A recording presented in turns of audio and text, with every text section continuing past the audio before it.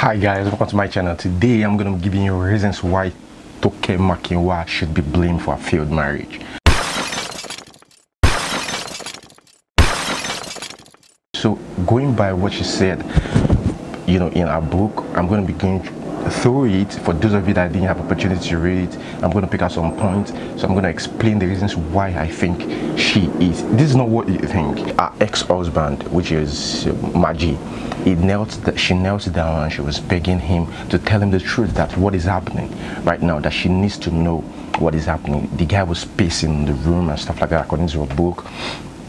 And at the end of the day, he told her that she's pregnant. Now who's pregnant? You're in a relationship. That is before they get married.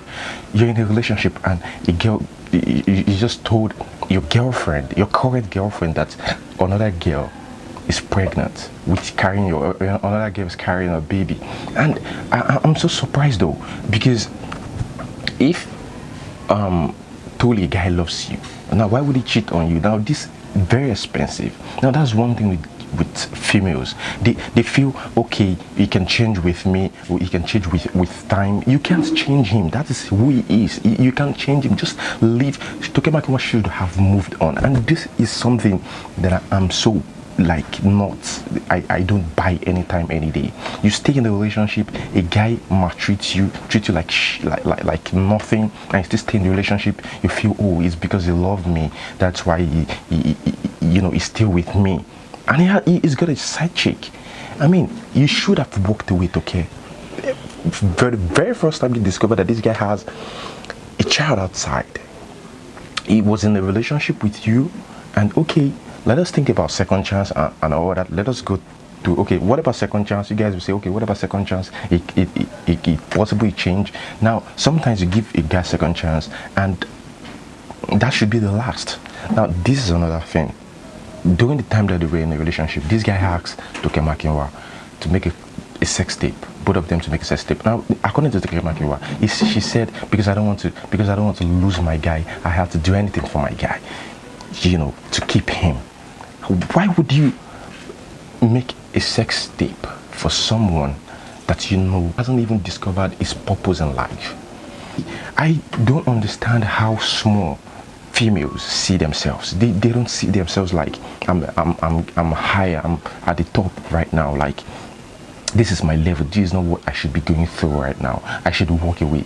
Like the problem is they don't know when to walk away. And funny enough, after making a sex tape with this guy, Toke Makinwa discovered another sex tape on his laptop. Now, all these things has been happening before the wedding. Okay, all these things have been happening before the wedding. What is keeping you? Is it the sex that is giving you? Is it, I don't understand. Is it the care? Is it the love? You're being maltreated in your own relationship. And you guys remember when we discovered that, when everyone keeps saying that Toke Makinwa is bleaching and all that, it was because of this guy. It was because of this guy, because there was a girl, the side chick, Anita. Okay, she's half Lebanese and half Ibibio, according to what Toke Makinwa said in her book. This guy is fair in complexion, and Toke believed that this guy, Maje loves someone who's fair, or any girl that's fair. She went to bleach because of him. Now you're good irrespective of how you look, whether dark, whether fair, you're beautiful. Now insecurity, I would say, killed Toke Makinwa. Insecurity. She allowed the past, what she passed through, because she's an orphan, according to reports. So I think she allowed her past to overcome her. So that's this guy has been with Toke Makinwa for immature teenager to 20s and all that, and this guy this relationship has not been that good at all. It hasn't been smooth. It has been up and down. I understand the relationship can go up and down, but there's a magnitude, there's a limit that it can go, that that, man, this guy is not for me. So I think the insecurity kills Toke Makinwa. So another thing I want to talk about is this guy infected Toke Makinwa with STD. She didn't specify whether it's staphylococcus, whether it's anything, but she said she was itching. It was itching. According to her word, let me not just summarize it. Let me just read it according to her word. She said, the risks were clear. He had given me an STI, which is sexually transmitted infection, in the past. He did return from a trip once and we had sex, and a few days later I was itching. I went to the doctors and they prescribed medication, but when I asked Maje about the infection, he denied knowing anything about it. I went through his phone and saw a conversation with Anita where she complained that she had been itching. So Maje also infected Anita, the side chick, with this STI, and this wasn't news to Maje. It wasn't news to Maje because he knows about it. More like an update that she was giving him on a situation he already knew about. He asked her what the doctor's report said and what was prescribed. I knew I would be putting myself at risk if I closed my eyes to whatever he chose to do on the side. So I went back to putting all my attention into my work. It's just so funny why you didn't walk away. You and this guy have been together for like 10 years, more than 10 years, I think. And there's some I'm going to somewhere. Now. Toke Makinwa breaks up and make. She said it, that there's been a time where this guy left her. He was Anita was all over Toke Makinwa, was all over Maje. Anita was all over Maje. They were on Facebook taking pictures and all that.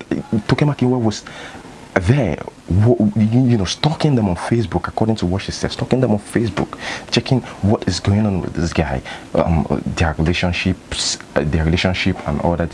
And she got a message one day after seeing all the pictures with Anita that this guy was taking with Anita, and Maje sent her a message that he's very sorry for everything. After all the pictures and everything, that's very sorry, that he wants to come back and all that. And I talking to Toke Makinwa, who said that I convinced myself that he had changed. Why would you convince yourself that he has changed after so many makeups and breakups for the past 10 years, and you still think this guy is ready to change? Now that's the problem with a lot of people.